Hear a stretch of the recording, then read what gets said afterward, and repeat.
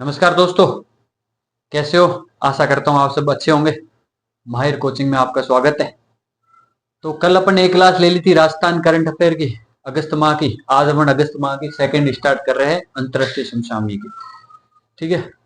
तो राजस्थान के एग्जामों को सारों के लिए इम्पोर्टेंट है ही। जो सेंट्रल लेवल की वैकेंसियां हैं उनको भी ये इम्पोर्टेंट है, उनके लिए भी। ठीक है। तो पहले स्टार्ट करते हैं। पहले अपन स्टार्ट कर लेते हैं जो वन नाइनर है उनके लिए, और उसके बाद युद्धाभ्यास, और उसके बाद जो कुछ सूचकांक, विश्व सूचकांक रहे वो भी पढ़ लेंगे अपन, और कुछ सम्मेलन हुए अंतरराष्ट्रीय वाले वो भी पढ़ लेंगे। ये तीन चार जो इम्पोर्टेंट रहते हैं और एग्जामों में ज्यादातर ये पूछे जाते हैं, तो उनको सब कुछ अपन आज कवर कर लेंगे एक ही क्लास के अंदर। ठीक है। तो पहला है फिजी के प्रधानमंत्री की भारत में यात्रा। ठीक है।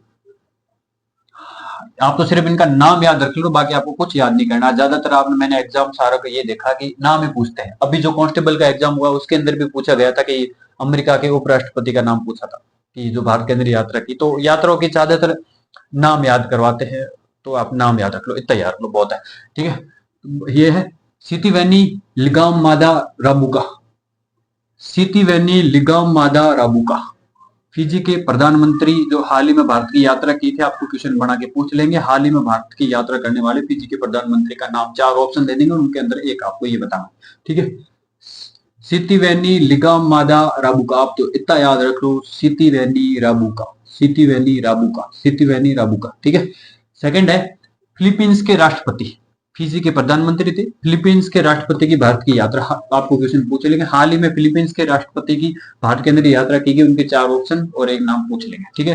फर्डिनेंड आर मार्कोसा जूनियर, आप तो इतना याद रख लो, R Marcos Junior, R Marcos junior.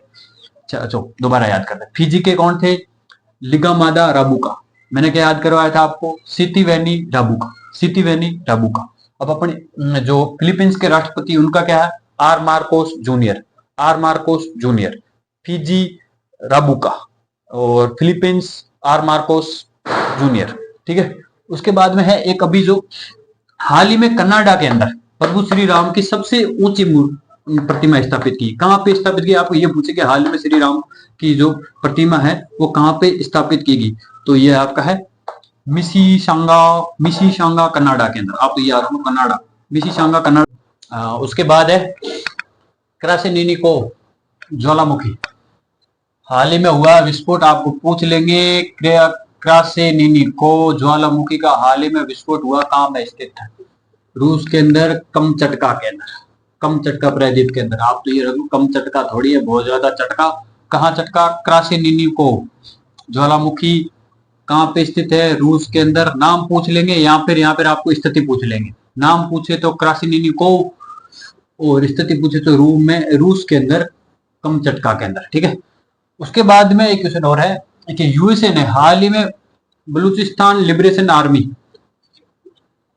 BLA, और माजिद ब्रिगेड, माजिद ब्रिगेड को आतंकी संगठन घोषित किया। आपको पूछ लेंगे यूएसए द्वारा हाल ही में आतंकी संगठन घोषित करने वाले दो संगठनों के नाम, तो ये याद रख लेना। एक तो है बलूचिस्तान लिबरेशन आर्मी, दूसरा है माजिद ब्रिगेड आतंकवादी संगठन। इंपॉर्टेंट है, याद रख लेना, क्योंकि सेंट्रल लेवल वाली वैकेंसियों में पूछने के बहुत ज्यादा चांसेस है।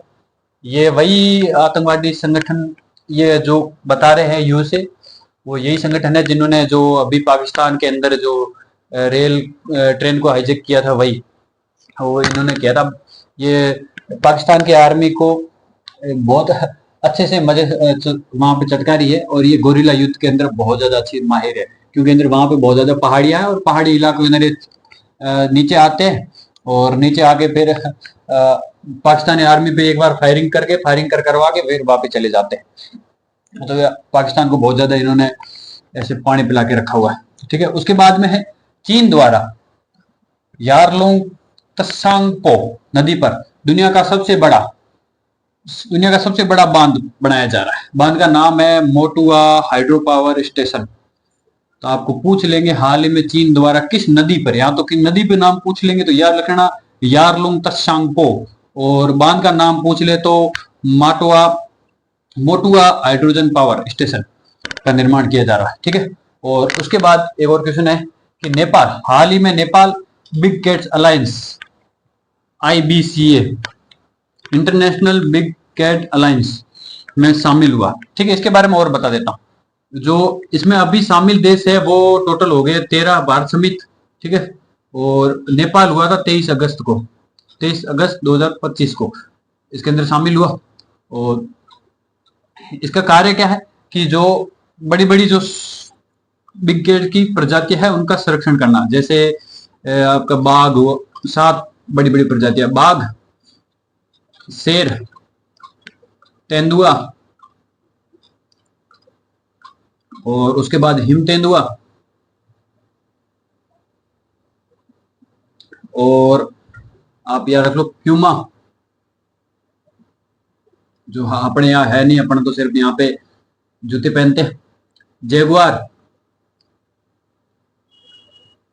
कितने हो गए, 1 2 3 4 5 6, और कौन सा बच गया, जेगुआर, प्यूमा, शेर, बाघ, हिम तेंदुआ, हाँ चीता, ये 7 बड़ी प्रजातियां, ठीक है, इनका संरक्षण हेतु। और इसका मुख्यालय पूछ ले तो अपने इंडिया के अंदर है, नई दिल्ली में। ये तो कुछ इंपॉर्टेंट पॉइंट याद रख लेना कि हाल ही में नेपाल बिग कैट अलायंस के अंदर शामिल हुआ है और 23 अगस्त को। वर्तमान में इसके टोटल सदस्य देश 13 है और 7 प्रजातियों के संरक्षण हेतु ये नाम मैंने बता दिए। और उसके बाद में इसका मुख्यालय है नई दिल्ली के अंदर, ठीक है। तो ये इसके बाद अपन ने पढ़ लेते हैं कुछ युद्धाभ्यास, ठीक। अच्छा, तो अपन ने अब तक क्या क्या पढ़ लिया।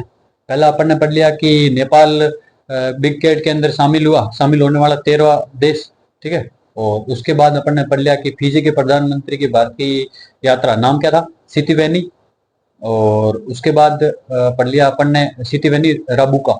और उसके बाद अपन ने पढ़ लिया था फिलीपींस के राष्ट्रपति की भारतीय यात्रा, उनका नाम क्या था, आर मार्कोस जूनियर। और उसके बाद में अपन ने पढ़ लिया था कि रूस के अंदर जो ज्वालामुखी विस्फोट हुआ उसका नाम क्या नाम था, क्रासिनिनी कोव। और उसके बाद में अपन ने एक और पढ़ा था कि इतना सब कुछ अपन ने पढ़ लिया, ठीक है। और एक याद आएगा तो मैं बता दूंगा, ठीक है। और उसके बाद अपन अब पढ़ने वाले हैं युद्धाभ्यास, ठीक है।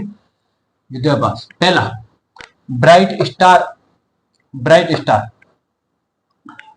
ये ब्राइट स्टार है ना, ये वैसे तो 40 देशों ने इसके अंदर भाग लिया था, 700 सैन्य टुकड़े के अंदर। तो आपको ये इंपॉर्टेंट ये हो जाता है, स्थान इसका इंपॉर्टेंट हो जाता है कि 40 देशों ने भाग लिया, तो यहाँ पे पूछने बहुत कम चांसेस। आप तो यहाँ पे ये पूछो कि कहाँ पे स्टार्ट हुआ था, क्या है, ब्राइट स्टार। युद्धाभ्यास ब्राइट स्टार कहाँ पे स्थापित, कहाँ पे हुआ, मिस्र के अंदर, ठीक है, तीनों सेनाओं द्वारा। इंपॉर्टेंट यही है कि कहाँ पे युद्धाभ्यास हुआ, ठीक है, मिस्र के अंदर। ब्राइट स्टार मिस्र के अंदर, ठीक है। उसके बाद है उल्ची फ्रीडम शील्ड।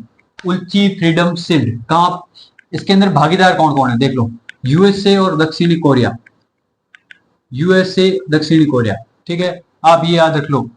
उल्ची का यू यूएसए और साउथ कोरिया, ठीक है। और सी का पीछे लेके आओ कोरिया। उल्ची यू से यूएसए, ची का सी, ठीक है, सी से दक्षिणी कोरिया। भागीदार कौन कौन है, यूएसए और दक्षिणी कोरिया। कहां पे हुआ, दक्षिणी कोरिया के अंदर। आप इतना याद करो बस, कौन कौन भागीदार देश है, इसके इंपोर्टेंट यही है कि कौन कौन से भागीदार देश है। तो उल्ची के अंदर कौन है, साउथ अफ्रीका और यूएसए, ठीक है। और उसके बाद है Super Garuda Shield. Super Garuda Shield भागीदार देश कौन है, इंडोनेशिया और यूएसए। आप गरुड़ से वो दूसरा वाला है, ये कौन सा है, सुपर गरुड़। तो याद रख लोगे सुपर गरुड़ से कौन कौन से, यूएसए और इंडोनेशिया, ठीक है। कहां पे हुआ, इंडोनेशिया के अंदर। कहां पे हुआ, इंडोनेशिया के अंदर। ये भी कैसा था, बहुराष्ट्रीय, ठीक है। लेकिन आपको ये भागीदार कौन कौन से देश है ये पूछ लेंगे, इंडोनेशिया और यूएसए। उल्ची के अंदर कौन था, यू सी फॉर, यू से अमेरिका और सी से दक्षिणी कोरिया, ठीक है। ब्राइट स्टार कहां हुआ था, मिस्र के अंदर, ठीक है। उसके बाद स्लिनेक्स। स्लिनेक्स कहां पे हुआ, भागीदार देश कौन कौन से है, श्रीलंका और भारत। एस एल से श्रीलंका और आई एन से इंडिया। सिलिनेक्स 25, ये तो आपको आराम से याद रह जाएगा। SLC श्रीलंका और INC इंडिया। तो श्रीलंका, भारत और इंडिया कहां पे स्थापित हुआ, कहां पे हुआ युद्धाभ्यास? तो ये हुआ था कोलंबो के अंदर, जो श्रीलंका की व्यापारिक राजधानी है। ठीक है, तीनों सेनाओं का। ये इंपॉर्टेंट है क्योंकि ये जब जहां भारत आता है ना, वहां पे बहुत ज्यादा इंपॉर्टेंट क्वेश्चन पूछने के और ज्यादा डीपली जाने के बहुत ज्यादा चांसेस रहते हैं। तो कहां पे स्थापित हुआ, पहला तो याद रख लो, कोलंबो के अंदर। और कैसा था, तीनों सेनाओं, थल जल और वायु तीनों सेनाओं का। ठीक है, तो इसमें ये इंपॉर्टेंट है कि कौन सा प्रकार था। ठीक है, और उसके बाद है सस्टेनेबल पावर। सस्टेनेबल पावर कौन, भागीदार देश कौन है? ईरान के अंदर, और इजराइल भी शायद है इसके अंदर, शायद ऐसा कुछ है। ईरान, आप तो कहां पे हुआ ये रखो, ओमान की खाड़ी के अंदर, ओमान की खाड़ी के अंदर। ठीक है, और उसके बाद में है दिव्य दृष्टि। दिव्य दृष्टि भारतीय सेना द्वारा चलाया गया। इसमें इंपॉर्टेंट ये है कि स्थान कहां का था, सिक्किम के अंदर, सिक्किम के अंदर। दिव्य दृष्टि आप ऐसे भी याद रख लो, हाँ, अपन किसी पे ऐसे कटाक्ष नहीं कट रहे, लेकिन दिव्य दृष्टि, दृष्टि की ज्यादा जरूरत किनको होती है? जैसे पूर्वी राज्यों वालों की। क्यों? उनकी आंखें वैसे भी कम खुलती है, इसलिए सिक्किम। दिव्य दृष्टि भारतीय सेना द्वारा, सिक्किम के अंदर कौन सी? थल सेना द्वारा। ये भी पूछने की इंपॉर्टेंट है। मैंने बताया जहां जहां भारत का इंपोर्टेंस हो जाते हैं, वहां पर आपको ये यहाँ तक डीपली जाने के क्वेश्चन बहुत ज्यादा चांसेस रहते हैं। जैसे मैंने ये बताया था आपको, श्रीलंका, श्रीलंका और भारत कहाँ पे स्थापित हुआ? कोलंबो के अंदर। कैसा था, प्रकार कौन सा था? नौसेना के द्वारा। ठीक है, उसके बाद में है समन्वय शक्ति, भारतीय सेना द्वारा ही समन्वय शक्ति। समन्वय शक्ति यानी कि दो तो पक्के होंगे, किस किस द्वारा? असम और मणिपुर। कहां पे स्थापित हुआ? असम और मणिपुर। असम और मणिपुर के अंदर युद्धाभ्यास हुआ। ठीक है, इसका इंपोर्टेंट ये है कि कहां पे युद्धाभ्यास हुआ। ठीक है, असम के अंदर। अच्छा, दोबारा अपन पढ़ते हैं। ठीक है, अच्छा, ब्रेड स्टार, मैंने बताया था ब्रेड स्टार कहां पे हुआ? मिस्र के अंदर। उसके बाद में अपन लिया उल्ची फ्रीडम शील्ड, यू से मैंने बताया US से, सी से दक्षिणी कोरिया। ठीक है, और उसके बाद श्रीलंका, श्रीलंका और भारत कहां पे हुआ था? कोलंबो के अंदर। अच्छा, कैसा था? तीनों सेनाओं का, नहीं सॉरी, नौसेना। ठीक है, उसके बाद सस्टेनेबल पावर कहां, किसके द्वारा? ईरान के द्वारा। उसके बाद दिव्य दृष्टि। दिव्य दृष्टि मैंने क्या बताया था? सिक्किम के अंदर। दिव्य दृष्टि सिक्किम के अंदर। कैसा था? थल सेना। और उसके बाद है समन्वय शक्ति। समन्वय शक्ति मतलब दो राज्य, असम और मणिपुर। ठीक है, ये आपके युद्धाभ्यास थे। तो अभी अपन ने पढ़ लिए हैं अंतरराष्ट्रीय स्तर के युद्धाभ्यास। अब पढ़ते हैं कुछ नियुक्ता है वो। ठीक है, इंपॉर्टेंट है यार, पूछते हैं, ये भी तो पढ़ना पड़ेगा। चलो पूछते हैं। यहाँ पे नाम है व्यक्ति के पद का नाम और देश। ठीक है, यू न्योशाओ कहाँ के प्रधानमंत्री नियुक्त किए गए? कहाँ के? म्यांमार के। म्यांमार के प्रधानमंत्री आपको पूछ लेंगे कि हाल ही में म्यांमार के प्रधानमंत्री नियुक्त किए गए। 4 ऑप्शन देंगे, उसके अंदर चौथे ऑप्शन, एक ऑप्शन ये होगा यूनोशाओ, मतलब यूनोशाओ। म्यांमार के प्रधानमंत्री कौन है?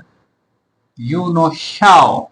ठीक है, उसके बाद में है ये किम मिन शोक, श्याओ म्यांमार। ठीक है, शोक से आएगा दक्षिणी कोरिया।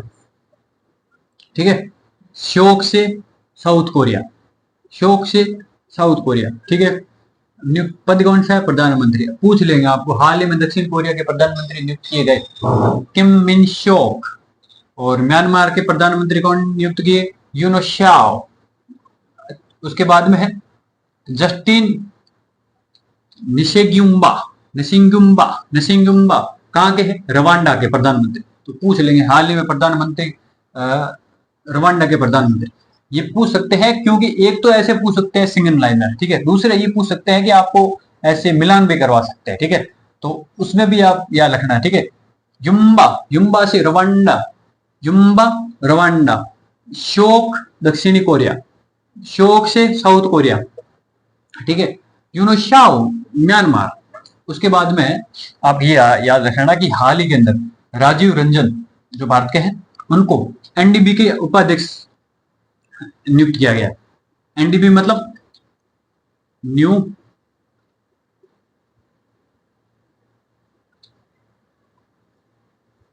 Development bank. तो पूछ लेंगे कि हाल ही में न्यू डेवलपमेंट बैंक के उपाध्यक्ष किसे नियुक्त किया गया है? राजीव रंजन। ठीक है, और उसके बाद में एक और है आपके, ये भी याद रख लो, सारा तेंदुलकर, सचिन तेंदुलकर की बेटी है, आप सब जानते हैं, मुझे पता है क्यों जानते हो वो सब कुछ, ठीक है। तो उनको हाल ही में ऑस्ट्रेलिया के पर्यटन की ब्रांड एम्बेसडर को नियुक्त किया गया। किसके? ऑस्ट्रेलिया की पर्यटन की ब्रांड एम्बेसडर। तो आप पूछ सकते हैं कि हाल ही में ऑस्ट्रेलिया की ब्रांड एम्बेसडर नियुक्त कौन है, तो आप याद रखना सारा तेंदुलकर, ठीक है। तो ये थी कुछ नियुक्तियां। चलो एक बार और आपको याद करवा लेता हूँ कि म्यांमार के हाल ही में प्रधानमंत्री यूनो शाओ, और उसके बाद में है आपके दक्षिणी कोरिया के शोक, और उसके बाद में रवांडा के आपको मैं याद करा था युम्बा, नेस्युम्बा, और राजीव रंजन को न्यू डेवलपमेंट बैंक का उपाध्यक्ष घोषित किया गया, और उसके बाद में सारा तेंदुलकर को ऑस्ट्रेलिया के पर्यटन ठीक है एम्बेसडर के घोषित किया गया।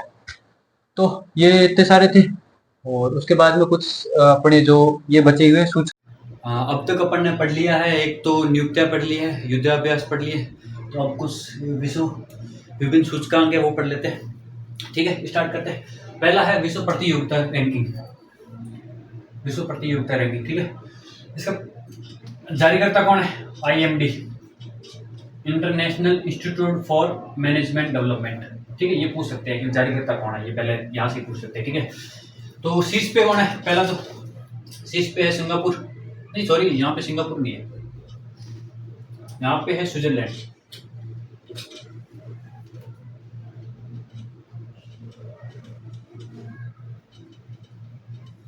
तो शीर्ष पे है यहाँ पे स्विट्जरलैंड। स्विट्जरलैंड याद रख लेना कि ज्यादातर आपको कोई ऑप्शन में दिख जाए स्विट्जरलैंड, तो पहला ऑप्शन आप, मुझे लगता है रिस्क स्विट्जरलैंड पे ही लेनी चाहिए, आपको कुछ याद नहीं आ रहा है तो। क्यों? बहुत सारे देशों के अंदर जो शीर्ष पे है वो स्विट्जरलैंड ही रहता है, और स्विट्जरलैंड हुआ, जैसे वो आइसलैंड हुआ, नॉर्वे हुआ, नॉर्वे भी फिर भी सेकंड पे रहता है, लेकिन ये तीनों ऐसे है कि ये ऑप्शन, ये तीनों दिख जाए फिर तो भाई साहब मुश्किल काम है, और तीनों में से एक दिख जाए तो फिर वही होता है। 100% नहीं, लेकिन मैं कहता हूँ 80 आपको यदि रिस्क लेना है तो इन पे ले सकते हो, ठीक है। अपने को तो काम का ये था कि प्रतियोगिता रैंकिंग में जारी कौन करता है? International institute for management development, ठीक है। शीर्ष पे है स्विट्जरलैंड, सेकंड स्थान पर है सिंगापुर।